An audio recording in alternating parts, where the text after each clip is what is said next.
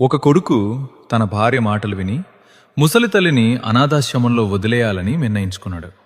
కారులో తీసుకెళ్లి ఆశ్రమం గేటు దగ్గర ఆపి, అమ్మా, ఇక నుంచి నువ్విక్కడే ఉండు అని చెప్పి వెనక్కి తిరిగాడు.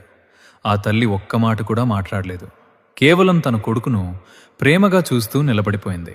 కొడుకు కారు స్టార్ట్ చేయబోతుంటే ఆ తల్లి కారు కిటికీలోంచి ఒక చిన్న టిఫిన్ బాక్స్ అతని చేతిలో పెట్టింది.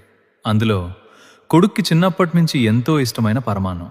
ఆమె నవ్వుతూ, నువ్వు పొద్దున్నే ఏమీ తినకుండా వచ్చావురా, దారిలో ఆకలి వేస్తుంది, అందుకే నీకోసం చేశాను, జాగ్రత్తగా వెళ్ళు నాయనా అని చెప్పింది. ఆ మాటలు విన్న కొడుకు ఆ పరమాన్నం ముద్ద నోట్లో పెట్టుకోలేకపోయాడు.